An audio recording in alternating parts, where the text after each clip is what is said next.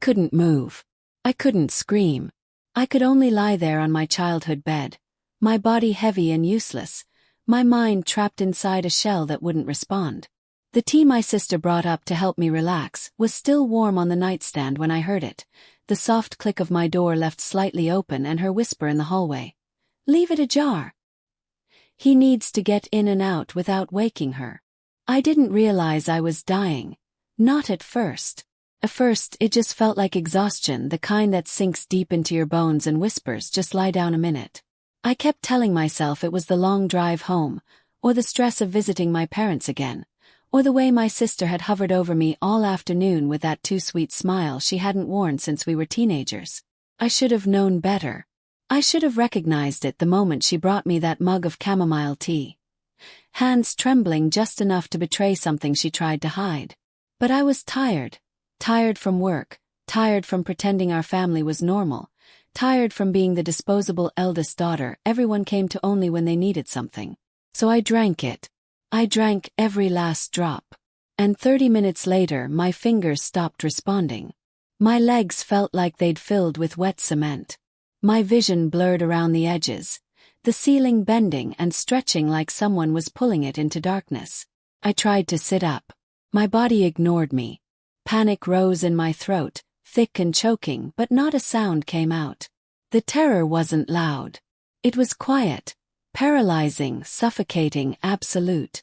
And through that paralyzed stillness, I heard it. Footsteps in the hallway. Low, heavy, purposeful. My sister Lena's voice followed, sharp and low like she was afraid the walls might hear her. "Leave the door ajar. He needs to get in and out without waking her." My heart slammed so hard it hurt. I tried to move. Nothing happened. I tried to scream. My voice stayed trapped somewhere behind my teeth. The door creaked open a little wider. I could see Lena's silhouette, backlit by the hallway glow, and then another shadow, larger, male, blocking the light behind her. Someone else was there. Someone she had brought. Someone she trusted with whatever horror she had set in motion. "Is she out?" the man whispered. "Yeah," Lena said. "Just make it look natural." Natural. Like I had simply gone to sleep and never woken up. Like my life ended quietly in the room where I once did homework, hung posters, and dreamed of escaping this house forever. The man stepped inside. I couldn't turn my head to look at him. My muscles were useless, but I could feel him. The weight of his presence. The shift of the mattress when he knelt beside my bed. 2 fingers pressed against my throat. Checking my pulse. Checking how close I was to slipping away entirely. And then he whispered something that froze whatever tiny spark of hope I still had left. "She's fading. But not gone," his voice trembled. I didn't sign up for this. I wanted to scream. "I'm here. I'm awake. Please, please, I'm awake." But the drug had locked me inside my own skull, a prisoner in a body that no longer obeyed me. My sister's silhouette leaned closer. Her voice was cold. "It's too late to back out. Just finish what you came to do." And in that moment, as everything inside me fought to move even one muscle, one finger, one breath that didn't sound half dead, I finally realized the truth. My own sister didn't care if I lived or died. And someone else, someone she trusted more than she ever trusted me, was already inside my room, preparing to make sure I never opened my eyes again. The room felt smaller with every breath, like the walls were folding inward, inch by inch. The drug was still inside me, thick and heavy, clinging to my bloodstream like tar. My arms were useless weights. My legs might as well have belonged to someone else. But my mind was on fire. Every word Lena had spoken replayed behind my eyes like a film I couldn't shut off. Dad said she needed to be completely under. Completely under for what? My heartbeat thudded loud in my ears, too loud, and the man beside my bed noticed. He leaned down again and pressed his fingers against my throat, gentler this time, like he already regretted being part of this nightmare. His breath trembled.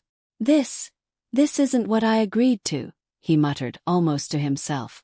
"This is something else entirely." His voice cracked around the edges. Fear lived in it. Not the fear of hurting me, fear of the people who brought him here. Footsteps shuffled downstairs. My sister's sharp, impatient stride fading into the living room. A voice answered her faintly, one I didn't recognize, too far to make out the words. The man's shadow hovered over me, long and unsteady, like he wanted to bolt but didn't know how. He wiped his palms against his jeans. He kept pacing. And the whole time I lay there, trapped between consciousness and oblivion, listening to the panic rising in his throat. Why would they need her sedated? He whispered. Why would they want me to check her vitals? He paused. Why would her own sister say, make it look natural? I wanted to scream the answers I didn't have, but my tongue stayed glued to the roof of my mouth. My fingers twitched weakly. The first spark of movement since the drug hit me. Felt like drowning and breaking the surface at the same time. The man froze when he saw it. His breath hitched. He crouched beside me again, lowering his voice. Can you hear me? His words came out in a rush. I swear I didn't know. Your sister said you were sick. She said you'd gotten worse. Your father hired me for a wellness assessment. That's all. A wellness assessment. No normal wellness check involved drugging someone until they couldn't move. My fingers twitched again. Barely. But enough. His eyes widened. Oh God, he whispered. You're waking up. He stepped back like my returning consciousness was dangerous. Maybe to him it was. Because if I woke up, if I got to the police, whatever my family planned would unravel. I heard the front door open. Heavy. Familiar. His voice followed, deep and commanding, the kind of tone that silenced entire rooms. My father. My pulse spiked. The man beside me stiffened like someone had grabbed him by the spine. He's here, he whispered. I can't be in this room when he... Footsteps climbed the stairs, slow, measured, each one landing with the weight of a verdict. I wanted to run. I wanted to crawl under the bed, jump out the window, disappear, anything. But my body refused every order my brain screamed. The man panicked. He ducked into my closet so fast he nearly knocked down a row of old coats. The sliding door clicked shut just as my father's shadow stretched across my doorway. And then he appeared. Cold. Controlled. His eyes swept across the room once, landing on my unmoving body with a level of detachment that made my stomach twist. He didn't rush to my side. He didn't ask if I was okay. He simply assessed me the way you'd assess a broken appliance, checking for what still functioned and what didn't. Still out, he murmured. Not to me, but to someone behind him. Lena stepped in after him, arms crossed, her expression tight with impatience. She twitched earlier, she whispered. But I think she's still mostly under. Mostly. Mostly wasn't enough for whatever they were planning. My father moved closer. The air around him felt colder, like he carried winter with him. He leaned over me, not with concern but with calculation. Do you know why this is necessary? He asked quietly, even though he didn't expect an answer. You've been spiraling, April. Making reckless decisions. Stealing from us. Putting this family at risk. Every word. Lies sharpened into a weapon. He adjusted the blanket at my shoulder, not gently, not kindly, mechanically. After Friday, he said, I'll be able to protect everything. Protect your mother. Protect Lena. Protect our finances. His tone sharpened. Protect the legacy you've been undermining. The legacy. I had worked since I was 19, paid my own bills since 22, built every piece of my life without a single cent from them. What legacy had I ever touched? My father straightened and faced Lena. Tomorrow morning we'll have the doctor file the observation report. He'll sign off that she's a danger to herself. We only need that and the financial assessment. The judge will grant full guardianship. She won't be able to challenge anything. Guardianship. Legal control over my life. My accounts. My decisions. Me. My father exhaled slowly, satisfied. By next week, he said, everything will be under my authority. Lena nodded, glowing with a twisted sense of pride. I told you I could handle it. Barely, he muttered. Next time, make sure the dosage does exactly what I ask. A chill ripped through me so violently I almost jerked fully awake. They planned to drug me again. Maybe worse. For a moment, they both stood at the foot of my bed, silhouettes against the dim hall light. Then my father turned away. Let her sleep, he said. By the time she wakes, it won't matter. They left. Their footsteps faded. The house fell silent again. The closet door cracked open. The man, the one who had checked my pulse, stepped out pale and shaking. His eyes met mine. This time I knew he saw it, my awareness, my terror. And something shifted in his face. A decision. Okay, he whispered. Okay. We're getting you out of here. My body was still weak. My head still fogged. But one truth burned through everything like lightning. If I didn't leave this house tonight, I wouldn't leave it at all. He moved toward me like someone approaching a bomb. Slow, cautious, aware that one wrong move could set off everything. His hands hovered over my arms, not quite touching, like he wasn't sure if helping me stand would save me or get us both killed. We don't have much time, he whispered, glancing toward the hallway. His breath fogged in the cold air leaking through the old window frame. Your father, he'll come back. He double-checks everything. We need to go before he does. His fear wasn't exaggerated. It was lived in bone deep, the kind of fear you only see in someone who's learned exactly what my father was capable of. But my body was still fighting to wake up. I tried to lift my head, and it felt like it weighed 50 pounds. My arms trembled violently when I tried to push myself upright. My throat burned with the effort it took to form a single sound. Help, I rasped. Barely a whisper. But it was enough to make him freeze. He stared at me, really stared, like he was shocked I could speak at all. You really are coming out of it, he murmured. Thank God. His hands finally landed on my shoulders, steady but gentle, the touch of someone who'd never intended harm. He eased me upright inch by careful inch. My muscles screamed, pins and needles stabbing through my limbs, but the pain meant I was alive, and that was the only thing that mattered. My feet touched the floor. Jello. Trembling. I swayed, falling sideways, and he caught me before I hit the dresser. Easy, he breathed. Easy. I've got you. The word got almost shattered me. No one had got me in years. Not in that house. Not in that family. He guided my arm over his shoulder like we were old friends escaping a war zone together. In a way we were. You need to tell me your name, he said quietly as he shifted my weight. If we get separated, I need to know what to tell someone. I don't know. Yell if it comes to that. It was absurd, but something like a faint laugh bubbled up in my throat. Broken, weak, but real. April, I croaked. My name is April. He swallowed hard. Okay, April. I'm Marcus. A jolt shot through me. Marcus. The name printed on the business card lying on my bedroom floor. Marcus Webb, private investigator. My father's so-called wellness specialist. He must have seen realization flicker across my face because he nodded, expression tightening. Yeah, he whispered. I know how it looks. But I swear to you, I didn't sign up for this. Not a drugging. Not a setup. Not. He broke off, shaking his head.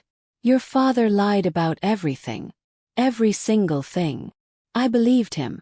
Not because his words were convincing, but because his hands were shaking. Because he kept glancing at the door like he expected my father to appear any second with another syringe and a court order. He wasn't acting. He was terrified. And still, he wasn't leaving me behind. Come on, he said. Let's get you out. We moved toward the bedroom door. Slow, agonizing, every step a battle. My knees buckled once, then twice. Marcus tightened his grip, pulling me back to balance each time. Almost there, he whispered. Just stay with me. But when he reached for my door, something stopped him cold. Voices. Downstairs. Not soft. Not hushed. My father's voice, sharp, irritated. And another man's. Someone I hadn't heard yet. She should be under by now, the unfamiliar voice snapped. If she isn't, this whole thing falls apart. She is, my father muttered. Lena checked. Don't start getting nervous on me. I'm not nervous, the man shot back. I'm telling you we don't have room for error. Friday has to go smoothly. Friday. The hearing. The guardianship. My throat tightened. Marcus leaned in, whispering so softly I barely felt the breath of it. We can't go down the stairs. They're too close. I forced my sluggish eyes toward the window. Second floor. Marcus followed my gaze. His eyes widened. Not in disagreement, just horror at the risk. April, you can't climb down anything right now. You can barely stand. True. But staying meant death. Physical, legal, or both. Window, I whispered again. Porch roof. Realization hit him like a slap. My bedroom overlooked the porch roof. The shingles slanted but wide enough to crawl across. Beneath that, bushes, then soft soil. Controlled fall. Dangerous, but not as dangerous as staying. Okay, he said, making the decision for both of us. Window it is. He helped me limp toward it. My hands fumbled with the lock, my fingers still numb. Marcus reached over me, flipped it, and eased the window open inch by inch so it wouldn't groan. Cold night air rushed in, icy against my skin, shocking me awake in the best way possible. Then voices drifted up the stairs. Closer now. My father's footstep. The creak of the stair railing. Marcus's grip tightened around my waist. April, we're out of time. He slid the window all the way up. The porch roof waited just below. A drop that looked steeper than I remembered. My vision swam. My stomach lurched. My legs threatened to give out. You first, Marcus whispered. I'll follow and lower you down. No, I rasped. I can't. You can, he said firmly. April, listen to me. You survived being drugged. You stayed awake when you shouldn't have. You heard the truth they never wanted you to know. You're stronger than whatever they planned for you. Strength didn't feel like the right word. Desperation, maybe. Terror, definitely. But I nodded. Because I didn't have a choice. He guided my leg over the windowsill. My foot landed on the cold shingles. My other leg followed, wobbling violently beneath me. Marcus climbed out behind me, steadying me as my weight sagged against him. Slow breaths, he murmured. Just like that. Good. We inched across the roof toward the edge. Inside the house, a door slammed open. My father's voice thundered from my bedroom. Where is she? Marcus's entire body tensed. Go, he whispered fiercely. Now. We reached the edge of the roof. The ground below swayed. My pulse hammered so hard it blurred my vision. Marcus crouched behind me, hands gripping my hips. I'll lower you down, he said. Bend your knees when you drop. I could barely bend them standing still. But I nodded anyway. Behind us, my bedroom light flicked on. My father's bellow rattled the window. April! Marcus sucked in a sharp breath. April, jump. And I did. I let go of the roof. Let go of the house. Let go of 36 years of barely surviving under the same roof as a monster who called himself my father. Fell. The wind rushed past me. The cold slapped my face. The world tilted. And then I hit the ground, hard enough to knock the breath from my lungs but not hard enough to break me. Above me, Marcus landed beside me with a thud. He grabbed my arm and half dragged, half carried me toward the shadows behind the neighbor's garage. And behind us, my father's furious scream shattered the night. April! Get back here! But I didn't stop. I didn't look back. I kept moving into the dark with the one person my father didn't plan for. The man who saw the truth. The man who chose to help me. The man who whispered as we ran. You're safe. I've got you. I swear it, I've got you. It was the first time in years anyone had said those words. We didn't stop running until the glow from my parents' windows disappeared behind a row of tall hedges, swallowing us in darkness. My legs shook violently beneath me, every step like splinters driving through the muscles that were still fighting to wake up. Marcus kept an arm locked around my waist to keep me upright, guiding me through the maze of backyards behind the suburban houses I'd grown up around but never truly belonged to. My breath came in ragged bursts, sharp enough to slice my lungs. My heart pounded so loudly I was convinced the whole neighborhood could hear it. "Careful," Marcus whispered, easing me behind a detached garage. "Just breathe. They'll search first. Panic doesn't make people smart. It makes them sloppy." I leaned against the cold siding, fingers curled weakly around the rough paint, trying to force air into my lungs. My body was still fighting off the last of the drug. My hands trembled, my knees threatened to buckle, and nausea clawed at my throat. But the worst part wasn't physical. It was the sound of my father calling my name somewhere in the distance, rage sharpening every syllable. "April! April!" It wasn't a father looking for a missing daughter. It was a man searching for a possession he'd just realized he was about to lose. Marcus leaned beside me, watching the street through a narrow gap between two trash bins. His jaw was clenched. Sweat glistened at his temple despite the cold. He looked terrified, less for himself, more for me. "We can't stay here long," he murmured. "He'll realize you're gone, then start canvassing the neighborhood. Men like your father always look for control first, witnesses second." My stomach twisted. Why are you helping me?" My voice was barely audible, stretched thin by exhaustion. Marcus didn't answer right away. He kept scanning the street, waiting for the shadows to move, listening for doors opening or car engines starting. "Because," he said finally, "your father wasn't hiring me to protect you. He was hiring me to bury you. Not literally. Legally. Socially. Financially. Guardianship is a cage you never escape. Once he had that, you were done." My throat tightened painfully. "So you believe me?" He turned his head and looked at me, really looked at me with something like disbelief.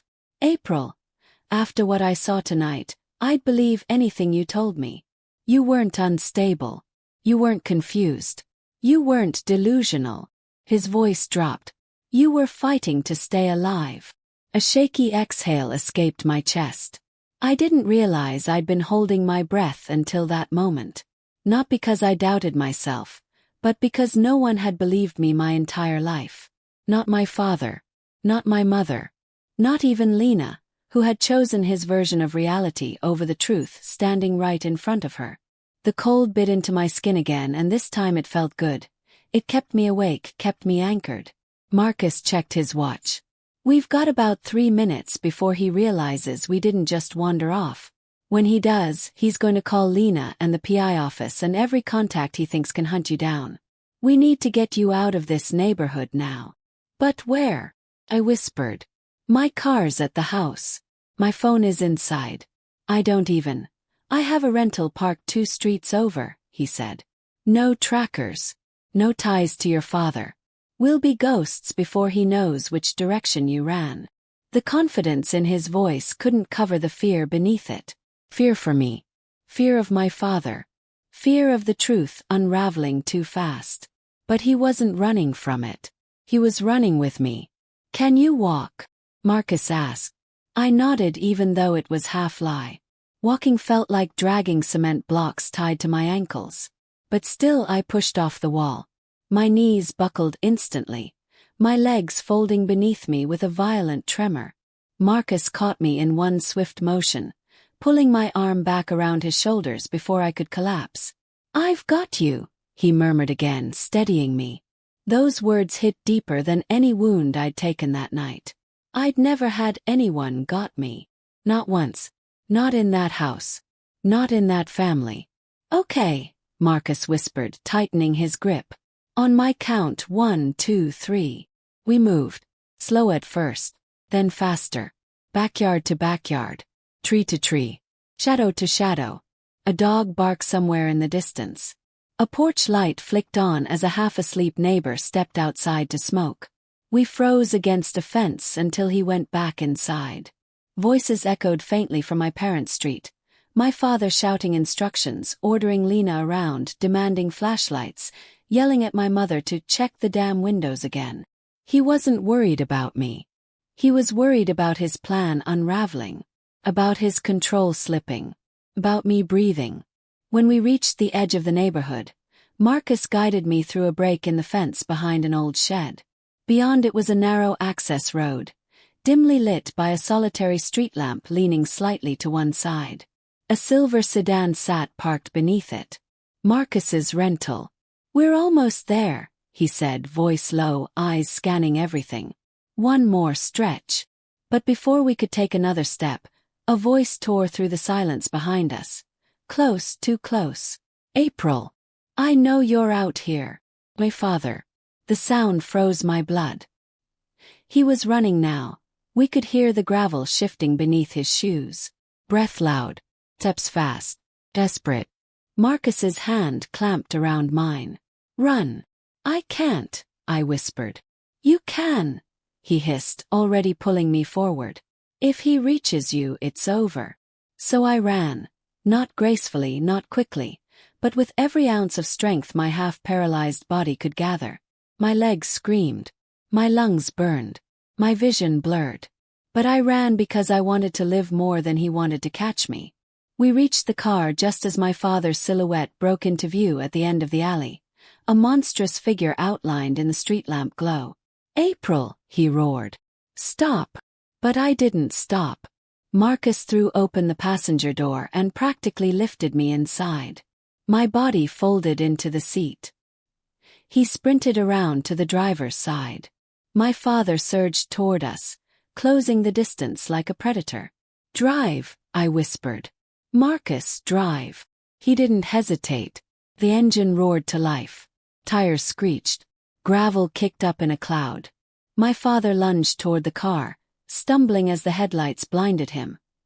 His hand slamming onto the rear window with a deafening smack. And then we were gone, racing into the night, leaving him and my old life behind. When I finally looked back, his figure was shrinking in the dark, swallowed by the shadows he thought he controlled. And for the first time since the drug hit my bloodstream, could breathe. Marcus didn't speak for the first 10 minutes of the drive, and I didn't either.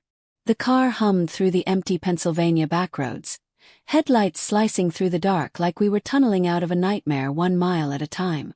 My pulse refused to slow.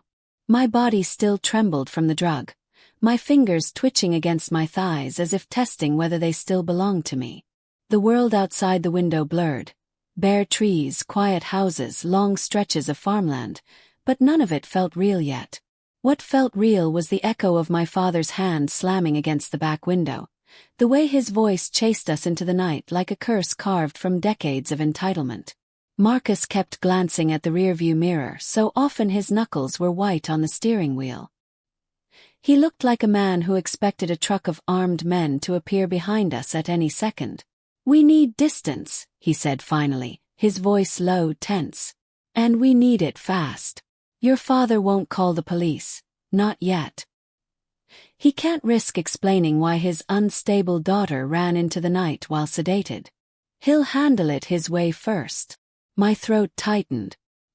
His way usually involves control. "Exactly," Marcus nodded.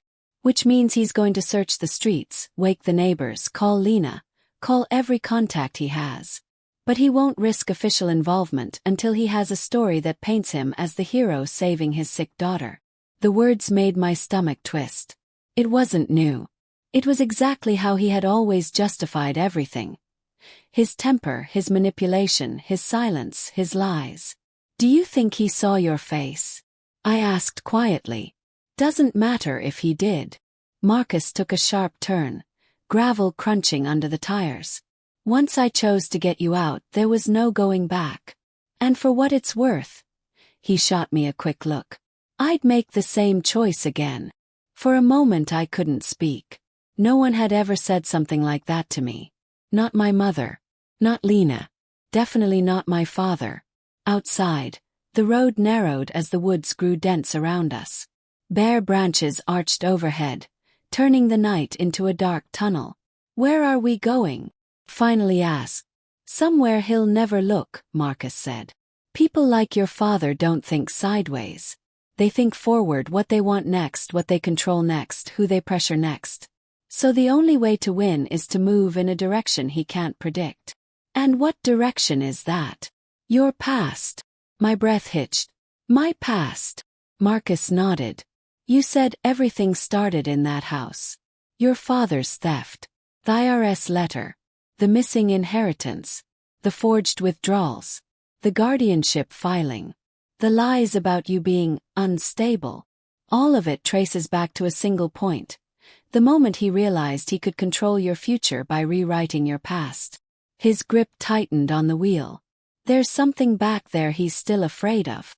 A cold shiver worked up my spine, not from the air, but from recognition. Because deep down, beneath the exhaustion and terror and betrayal, I felt it too. Something had always been wrong in that house. Long before the forged documents. Long before the guardianship plot. Long before Lena drugged me. Something had been rotting there for years. And my grandmother, my sweet, stubborn, sharp-eyed grandmother, had known. She tried to warn me. Tried to leave me something. Tried to protect me from a truth she didn't trust my father with. Where are you taking me? I whispered. Marcus's answer was soft, steady, and terrifyingly certain. Back to the only person in your life who never lied to you. My breath caught. My grandmother, I whispered. He nodded once. Eleanor Martinez died 15 years ago, but people who know the truth don't disappear just because they're gone. And I think she left more than just a will behind. Silence filled the car, heavy and electric. My heart thudded painfully in my chest. Marcus, my grandparents' house was sold years ago. I know. He reached into his jacket and tossed something into my lap. A folded sheet of paper covered in handwritten notes, photocopied maps, and a small address circled in red. But the neighbor didn't sell. My head snapped up. Mrs. Albright. The same. She was your grandmother's closest friend. And according to one of my sources. He slowed the car as the woods opened into a quiet stretch of road flanked by old houses, dark and still. She's been waiting for you. My pulse hammered against my ribs. Waiting for me. The words lodged in my chest like a prophecy. As Marcus turned onto a narrow driveway leading to a small house with an old porch light flickering weakly in the cold, a chill crawled over my skin. A figure stood in the window. Watching. As if she knew we were coming. As if she had known for years. Marcus killed the engine. Ready, he whispered. I wasn't. Not even close. But I nodded anyway. Because for the first time in my life, I wasn't running from something. I was running toward the truth. And the truth was waiting behind that door. Mrs. Albright opened the door before we even reached the porch, as if she'd been standing behind it with her hand on the knob, listening for our footsteps. Her white hair was pinned back in the same loose bun I remembered from childhood, but her posture was straighter than I expected. Alert, almost bracing, like someone who'd spent years preparing for this exact moment. April, she said softly, her voice trembling at the edges but steady at its core. You finally came. The words hit me harder than they should have. Finally. As if she had been waiting for me for years. As if she knew something I didn't. She stepped aside and gestured us in without asking who Marcus was or why it was barely dawn, and I looked like I'd crawled out of a nightmare. She didn't need explanations. She simply knew. The house smelled exactly the same as I remembered. A mix of lavender, old wood, and something warm and comforting I'd never been able to name. It wrapped around me like a blanket I hadn't realized I'd been missing until now. Sit, she urged, motioning toward her small living room. Both of you. We don't have much time. Marcus stiffened beside me. Did someone contact you? He asked. She gave him a long look. The kind older women give men they've decided within 10 seconds whether to trust. No one had to contact me, she replied. This family has been heading toward disaster since before April was born. My breath caught. What do you mean? Mrs. Albright sank slowly into her armchair. Her hands folded tightly in her lap. Your grandmother knew, she said. She always knew what your father was capable of. Eleanor saw the way Richard twisted things. She saw how he needed to control everything. His image, his money, his family. She looked at me with eyes full of grief. Especially the women in his life. A chill laced down my spine. My grandmother tried to warn me, I whispered. She gave me a tin box. My father told her I wasn't allowed to go through her things before she died. Of course he did, Mrs. Albright said sharply. He didn't want her real will found. He didn't want you to know the truth. My stomach tightened. The truth about what? Mrs. Albright leaned forward, lowering her voice as if the walls themselves might betray us. About the money, yes. About the forged documents, yes. He paused. But there's something else, April. Something your grandmother discovered years before she died. Something she never had the courage, or the time, to reveal to you directly. The room suddenly felt too small, the air too thick. Marcus shifted slightly, subtly positioning himself between me and the window as if expecting headlights to suddenly appear in the driveway. Tell me, I whispered. Please. Mrs. Albright closed her eyes for a moment, gathering resolve.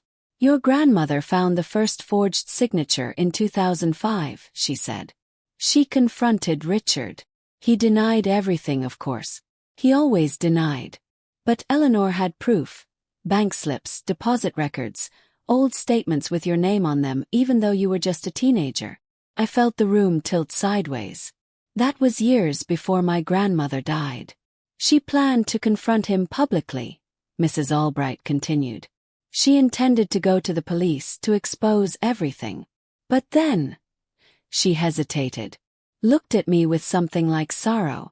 Then she saw something she wasn't supposed to see. My breath lodged in my throat. What? Mrs. Albright's next words came slowly, each one heavy as stone. She saw him meeting with a man behind the store after closing. A man who passed him an envelope. Your grandmother thought it was gambling debt at first. She shook her head. It wasn't. Marcus leaned in. What was it?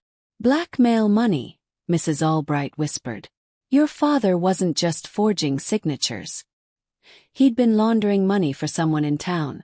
Someone dangerous, someone he owed favors to. Someone who threatened him when he fell short. My skin went cold. My father laundering money. Blackmail. This was beyond fraud. Beyond greed. This was criminal on a level I never imagined. Your grandmother confronted him, she continued. It didn't go well. After that, Eleanor became very afraid for you. My heart thudded painfully. Afraid he'd hurt me. Mrs. Albright's silence was my answer. She left that will and that letter for you because she knew, she whispered. She knew one day the lies would catch up to him, and when they did, he'd try to blame you. Quiet one. The sensible one. The easy scapegoat. Something inside me cracked open, a mixture of grief and rage and clarity so sharp it bordered on physical pain. She died a month later, I said hollowly. Yes, Mrs. Albright murmured. And I've never believed it was an accident. My breath stopped. Marcus's head snapped toward her. What are you saying? She met my gaze without flinching. Eleanor was healthy enough to live another decade. She collapsed in her kitchen the day after she told your father she planned to contact the police. Silence slammed into the room like a physical force. My hands trembled. My voice shook. You think my father. I think your father is capable of far more than you realize, she said quietly. And I think you were never supposed to find that tin box. The world tilted again, but this time it didn't feel like chaos. It felt like truth finally snapping into place after years of being forced into the wrong shape. Marcus straightened abruptly, his body going tense. April, he said softly, urgently. We need to go. My breath caught. Why? He didn't look away from the window. Because your father's car just pulled into the driveway. My heart slammed against my ribs. Mrs. Albright stood quickly, her face turning white. He wouldn't dare. He would, I whispered, my voice breaking. He is. The front door rattled once, twice. Then a fist hit it hard enough to shake the frame. My father's voice boomed through the wood. April, open this door. Marcus grabbed my wrist. We're not opening anything. The pounding grew louder, more frantic, more desperate. And in that moment, in the shadowed glow of Mrs. Albright's living room, with every secret finally unearthed and danger closing in from the other side of the door, I realized something chillingly simple. My father wasn't here to talk. He was here to finish what he started. The pounding shook the door so hard the picture frames on the wall rattled. Each blow felt like a countdown, a warning, a promise. Marcus tightened his grip on my wrist, not harshly, but with a steadiness that told me he had already calculated every possible exit in the house. His eyes never left the front door. Mrs. Albright stepped back, her breath trembling, her thin hands rising instinctively to her chest. She looked small, terrified, and impossibly brave. April, she whispered, your father has never come here. Not once. If he's here now, it's not to reason with you. He's frightened. And when a dangerous man is frightened. She didn't finish. She didn't need to. The door shuddered again as my father slammed his palm against it, each strike harder than the last. April! His voice thundered through the frame, too loud, too wild, too close. Open this door right now. We are not done. My breath stalled in my throat. I had heard my father angry. I had heard him disappointed. I had heard him cold. But this voice, this was something else. Something feral, desperate, cornered predator. Marcus pulled me toward the hallway. Kitchen door, he murmured. Back exit. Move. I wanted to run, but my legs felt like sandbags tied with twine. Mrs. Albright moved faster than I expected, shuffling across the living room with surprising urgency. She grabbed her old rotary phone off the table and pressed trembling fingers across the dial. I'm calling the police, she said, but Marcus shook his head sharply. Not yet. If he hears sirens before we're gone, he could force his way in. My father struck the door again, harder, the sound deep and violent. April, we're not playing this game. Mrs. Albright's voice cracked. He sounds unhinged. He is, Marcus said coldly. And he won't leave without what he came for. What he came for. The words slid through me like ice water. The will. Evidence. Me. Suddenly, the floorboards creaked beneath two sets of footsteps. My father wasn't alone. He brought someone, Marcus breathed, already moving us deeper into the hall. Through the thin wood of the door, I heard hushed muttering, sharp, low, hurried. A man's voice answering him. Another man. A second unknown presence. The pounding stopped abruptly. Silence fell, thick, suffocating, unnatural. Then a new sound, metal striking metal. Slowly, deliberately. Marcus froze. That's a crowbar, he whispered. Mrs. Albright gasped softly and backed against the wall as if she could fold herself into it. My heartbeat thundered in my ears so loud I almost missed the next sound, the long, agonizing groan of wood beginning to splinter. Back door, Marcus hissed. Now! I grabbed Mrs. Albright's arm and helped her toward the kitchen. She was trembling violently, breath shallow, but her steps were steady. Fear had aged her, but resolve kept her upright. The house moaned with pressure as the front door frame bent, cracked, then buckled under the force of the crowbar. A final metallic snap echoed like a gunshot. Marcus spun us around the corner just as the door burst inward. The crash rattled through the walls. Plaster dust drifted down like powdered snow. My father's voice filled the house, low, cold, eerily calm now that he had forced his way in. April, he called. Come out. This is family business. Don't make it worse. His footsteps crossed the threshold, heavy and sure. A second set followed, lighter but quick. For a moment I couldn't breathe. Kitchen door, Marcus repeated. Go. Quiet. We slipped through the narrow hall, each step deliberate. The kitchen was dark, shadows stretching long across the tile floor. I reached for the back latch, but froze.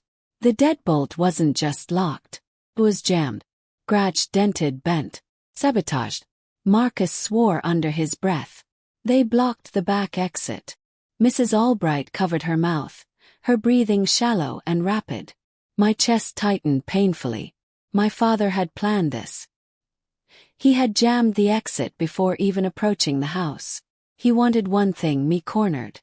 "There's a side window," Mrs. Albright whispered. "The one above the laundry table. It leads to the garden." "Good," Marcus said. "Show me." She nodded and shuffled toward the laundry room, but a floorboard in the living room creaked loudly. Too loudly, and everything went still. My father stopped walking. The air inside the house tightened like a fist. Then his voice pierced the silence. "She's in the back." Panic surged through me. He started moving again, fast. "Hunting." Marcus grabbed my hand. "Run." We sprinted through the kitchen. Mrs. Albright pointed toward the small laundry alcove. A tall window loomed above a folding table, slightly fogged from the morning cold outside. "April, go," she urged. "Hurry." Marcus climbed onto the table first, shoving the old window upward. It squealed loudly, the rusty hinges screaming like an alarm. "Move," he whispered sharply. Footsteps thundered down the hall. "April." My father's voice cracked with fury. "You are not leaving this house." I shoved Mrs. Albright toward the table. Marcus helped her up and through the window, guiding her trembling body into the cold morning air. My heart hammered as I climbed onto the table next. My foot slipped once against the wood, then again, my muscles still weak from the drug. "April now," Marcus ordered, bracing the window open with his shoulder. I reached for the ledge, my fingers just catching the frame, when the kitchen doorway exploded with movement. My father filled the entrance, his chest heaving, his face twisted with something far beyond rage. "April!" His voice cracked like a whip. "Flinch." Marcus turned sharply, shielding me with his body. My father stepped forward. The stranger behind him, a man with a shaved head and dark jacket, reached for something in his pocket. "Stop!" Marcus barked. My father's eyes locked onto mine, wild, desperate, frantic. "If you leave this house," he snarled, "everything collapses. Do you understand me? Everything."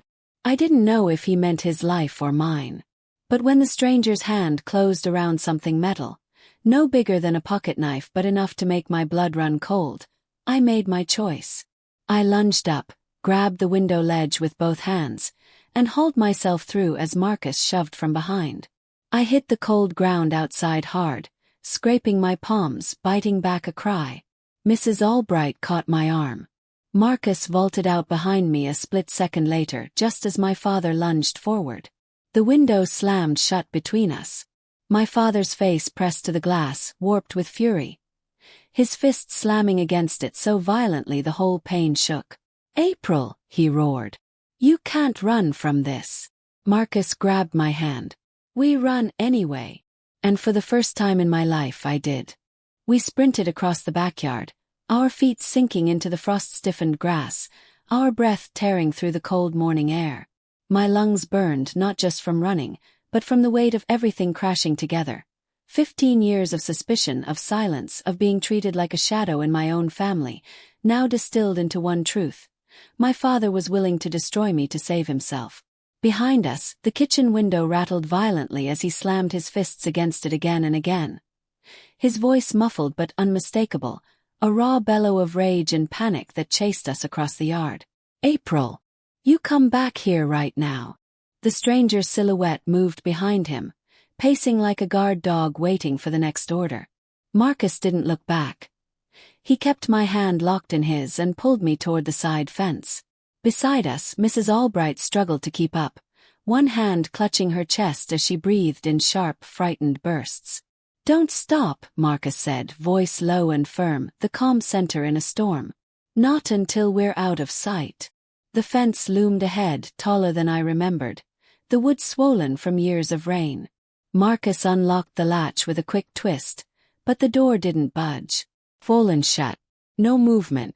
"Move!" he growled, bracing his shoulder and shoving the wood with all his strength.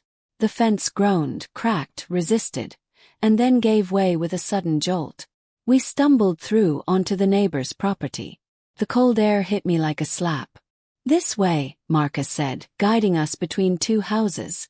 We slipped into the narrow strip of shadow between their walls. From the street, my father's voice rang out, "Still searching, still hunting." I pressed my back to the cold siding, forcing myself to breathe silently, every muscle trembling with leftover paralysis and pure fear. Footsteps thudded on the pavement. Fast, frantic. I could distinguish 3 sets. My father, the stranger, and someone else. Car engine revved, then cut off. A door slammed. "Fan out," my father barked. "She can't have gone far." My stomach clenched. They were searching the neighborhood. Marcus looked down the walkway, eyes narrowing. "We don't have long before they check this side," he whispered, voice barely audible. "Once they do, we're boxed in."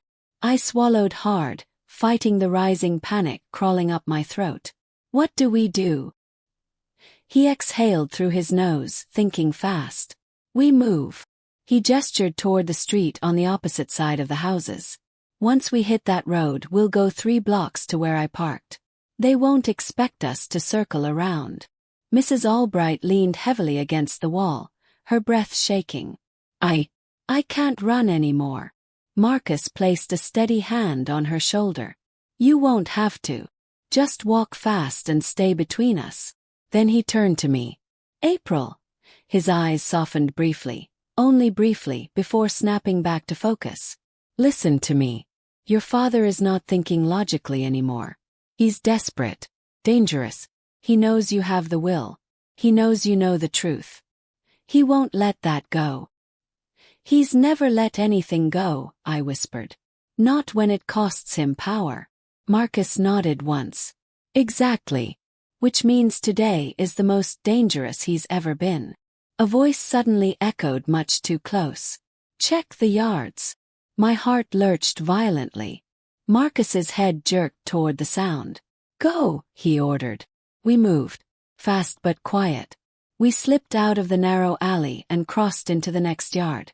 A dog barked once, low and suspicious, but we were gone before it reached the fence. Every second tightened the noose of danger around us. Every crunch of grass beneath my shoes felt impossibly loud. At the edge of the yard, Marcus peered around the corner. The road was clear. "Now," he murmured. We hurried across the pavement. 3 houses down, a car door slammed again. "She's not here," someone shouted.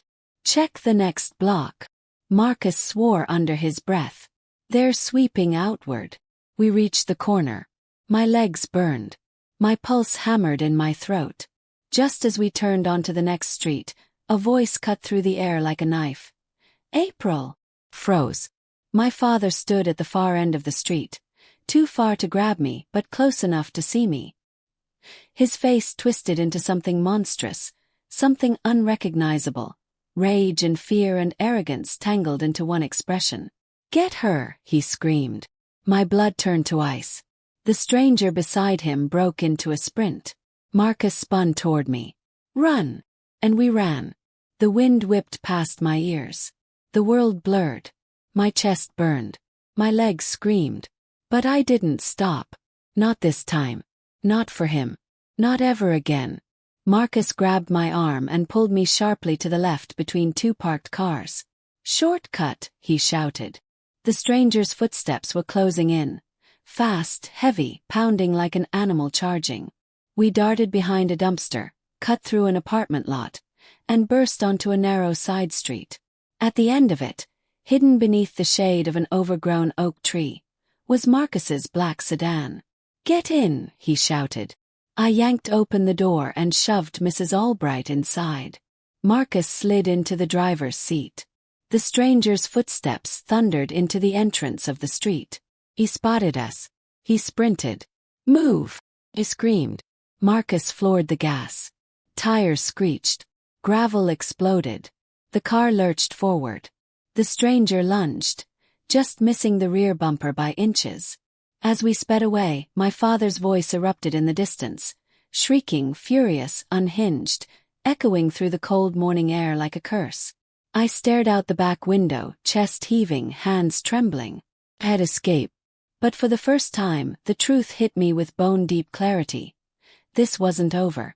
My father wasn't trying to scare me. He was trying to erase me. And now that I'd slipped through his fingers, he would come harder, meaner, smarter, more determined. Marcus glanced at me in the rearview mirror. "You okay?" I shook my head. No, my voice was barely a whisper. "But I'm awake now." "Good," he said. "Because from here on out, April, you'll need to stay awake." The farther we drove from my parents' neighborhood, the more my body began to feel like my own again. Sensation returned to my fingertips first, then my arms, then my legs, each nerve waking like a limb pulled from deep ice. But my mind stayed sharp, too sharp, cataloging every mile between me and the man who had tried to erase me. The sun was rising now, soft pink rays catching on the frost and turning the world deceptively gentle. Inside the car, the air was thick with silence. Mrs. Albright stared at her trembling hands. Marcus gripped the steering wheel with quiet intensity. I pressed my forehead to the cold window glass, thinking of how close I had come to never waking again. "I should have never drunk that tea," I whispered. My voice sounded thin, smaller than I wanted it to be. Marcus didn't look away from the road. "Nobody expects their own family to drug them, April." The word family tasted rotten in my mouth. Family didn't immobilize you on a bed while a man checked your pulse to make sure you were still usable. Family didn't build lies about your mental health for 15 years. Family didn't file secret court petitions to take your freedom, your money, your entire life. I swallowed the lump forming in my throat. "He's not going to stop, is he?" "No," Marcus said plainly. "Not until you take away his ability to hurt you. Permanently." Mrs. Albright looked up, eyes wide. "What does that mean?" "It means," Marcus said, glancing at me through the mirror, "that we stop thinking like daughters and start thinking like survivors." The words settled in my bones like truth I had always known but never dared to say. For years, I thought my father simply didn't love me, that his coldness was a flaw, a failing, something I could make up for by being better, kinder, quieter. I never realized I wasn't unloved. I was a threat, a liability, a daughter who asked too many questions, a woman becoming too independent to control. "We need a plan," Marcus said. "The right plan. Rushing will get us hurt." I nodded, my pulse steadying, sharpening. "First, I need to get back to Virginia." Marcus blinked. "Now?" "Yes. My grandmother's will is there. The records, the documents, everything he stole, everything he forged, everything he feared I would find." "What about your father?" Mrs. Albright asked softly. I turned my head, gazing out at the empty highway stretching endlessly ahead. "He's terrified of one thing above all else," I said quietly. "Exposure." And I was done living in the dark. At the next gas station, we stopped long enough for me to splash water on my face in the restroom and stare at my reflection. My eyes looked sunken, my hair tangled. But behind all that, something new flickered, steel. When I stepped back into the car, Marcus handed me a burner phone. "First rule," he said. "No more using your regular number.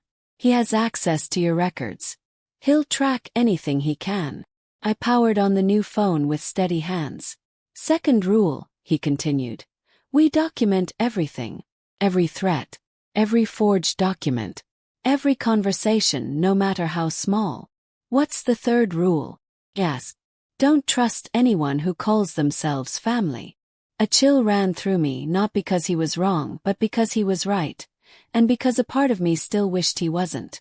As we crossed state lines, my phone buzzed. Unknown number. I stared at it, dread tightening in my stomach. Marcus glanced over. "Answer on speaker." Pressed the button. A voice I recognized instantly spilled through the car speakers. Tight, trembling, frantic. "April. Mom. Honey, please. Please pick up." Marcus raised a brow. I tapped the button again. "I'm here," I said. Silence crackled. Then, "Oh, thank God," she breathed. "Sweetheart, I I don't know what your father told you, but this is all a big misunderstanding. Please come home so we can talk. We're a family, April. Families fix things together. My chest tightened, not from fear, but from decades of familiarity in the manipulation. Mom, I said slowly. Did you know about the forged withdrawals? The line went silent. A long breath. Your father, he was under so much stress. Did you know? My voice was firmer now. Harper. Yes. The word hit me like a blunt object, expected yet devastating. And the guardianship petition. Press. The IRS fraud. The loan he took in my name. April, he said you wouldn't understand. No, I cut in. He said I wouldn't fight. Another silence. Then quietly, too quietly. Please come home. You're upsetting him. There it was. The truth. Not worry for me. Not regret. Not remorse. Worry for him. Marcus reached over and ended the call. That wasn't your mother talking, he said. That was your father's voice coming out of her mouth. My eyes burned. But I didn't cry. Not this time. The next call came minutes later, from Lena. I didn't want to answer it. But Marcus insisted. Knowing what she knows is another piece of the puzzle. I hit speaker. Lena's voice rushed out in a frantic whisper. April, please. I didn't know. I swear I didn't know what the drug would do. Dad told me it was harmless. My jaw clenched. You still gave it to me. I was trying to protect them, she snapped, voice cracking. I thought you were using them, draining them. I didn't know Dad was lying. And you never asked me, I said, calm, cold. Because asking me might require seeing me. Lena's breath hitched. He said you hated us. He said you were dangerous. He said, that's enough, Marcus said, cutting her off. Tell her about the hearing. Silence. Then. It's on Friday. I know. He's going to win, April. He always wins. Not this time, I said. Not anymore. When I ended the call, something inside me snapped into place. A straight iron line of resolve. For years, my father had relied on one simple truth. Nobody would ever believe me over him. 4 years, he built a version of me that was fragile, unstable, unreliable, so that when this moment came, he could steal everything I'd built without resistance. But he made one fatal mistake. He underestimated the daughter who learned to survive without him. He underestimated the woman who kept receipts. He underestimated the granddaughter of the only woman who ever saw the truth. I sat straighter in my seat, shoulders firm, voice steady. Marcus. Yeah. We're going to destroy him, his lies, and everything he built on my name. His eyes met mine in the rearview mirror. Good, he said. Because now, we finally have enough to burn his entire operation to the ground. And somewhere miles away in the house where I almost died, my father had no idea that the daughter he thought was paralyzed, silent and broken, was coming back to end him. Not with violence. Not with vengeance. But with truth he could no longer outrun. The courthouse hallway felt colder than the December air outside, but my hands were steady as I walked toward courtroom 4B, the room where the last 36 years of silence, manipulation, and swallowed pain would finally break. Marcus walked beside me, jaw tight, a folder of meticulously organized evidence under his arm. Behind us, the soft click of Sandra's heels echoed like a countdown to a war my father thought he had already won. When the bailiff opened the doors, I saw him seated at the petitioner's table. My father, Richard Martinez. Confident. Relaxed. Wearing the same calm expression he always wore when he believed he had engineered an outcome so thoroughly that no one could challenge him. He didn't stand when I entered. He didn't even blink. He just tilted his head, studying me with a faint, assessing smirk. A look that said you're too late. I took my seat at the respondent's table. I did not look away. My mother sat behind him, hands clasped tightly, avoiding my gaze. Lena sat beside her, pale, eyes swollen. Her entire posture caved inward as though shame had hollowed out her spine. The judge entered. Everyone stood. Everyone sat. And then it began. My father's attorney rose first, voice smooth, rehearsed, dripping with the false concern of a man who knew exactly what narrative he was being paid to spin. Your Honor, he began, we are here today because the petitioner, Mr. Martinez, fears for his daughter's well-being. Miss Martinez has demonstrated erratic behavior, financial irresponsibility, and repeated episodes of emotional instability. Sandra stood instantly. Objection. And we will be addressing every one of those fabricated claims in detail. The judge raised a brow. Objection noted. Continue. My father's attorney smoothed his tie, recovered, and pressed on, painting me as a woman spiraling beyond control.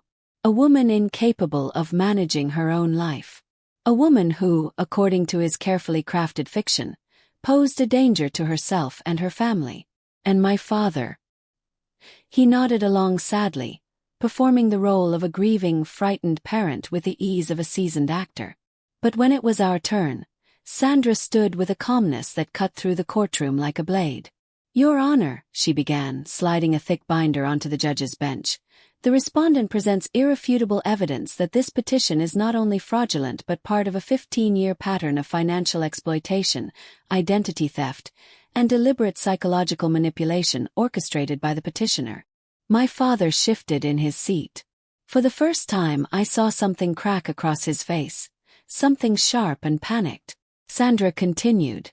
We present authenticated bank statements showing forged signatures. Expert handwriting analysis identifying the petitioner as the forger. Loan documents acquired under Miss Martinez's name without her consent. IRS records proving long-term identity misuse. And, she lifted the tin box, a concealed will confirming the petitioner stole the respondent's inheritance through fraudulent probate filings. The judge leaned forward, scanning the documents, eyebrows knitting together in darkening disbelief. My father's attorney sputtered. Your Honor, these claims are baseless. Sandra cut him off with a single sentence. We also have recorded phone evidence. Every beat of my father's confidence shattered. Your Honor, Sandra continued, the respondent's private investigator captured audio of the petitioner discussing how he planned to have his daughter sedated and declared incompetent. You will hear the petitioner say, in his own words, and I quote, "Make sure she stays drugged until Friday.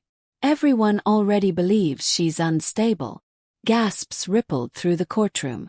My father lunged to his feet. That recording is fake. My daughter is deranged, she's been mentally unstable for years. The judge raised a hand so sharply the room went silent. Sit down. He froze. Slowly he obeyed. The judge turned to me. Miss Martinez. You may speak if you wish. My chest tightened. For a moment, all I could feel was the weight of the past 3 decades. The loneliness, the gaslighting, the years of believing my worth depended on silence. Then my voice found me. Your Honor, I was raised to believe that if I stayed quiet, things would get better. If I worked harder, they would love me. If I kept my head down, I would be safe. I was wrong. Nothing I did could change who my father chose to be. But today, I choose myself. I inhaled once, deep and steady. And I'm asking this court to protect the life I built without him. The judge held my gaze for a long, heavy moment. Then she made her ruling. The guardianship petition is dismissed with prejudice. Furthermore, due to overwhelming evidence of fraud, identity theft, and coercive control, this court is ordering an immediate criminal investigation into Mr. Richard Martinez and any co-conspirators. My father shot to his feet. You can't do this, bailiff, the judge said.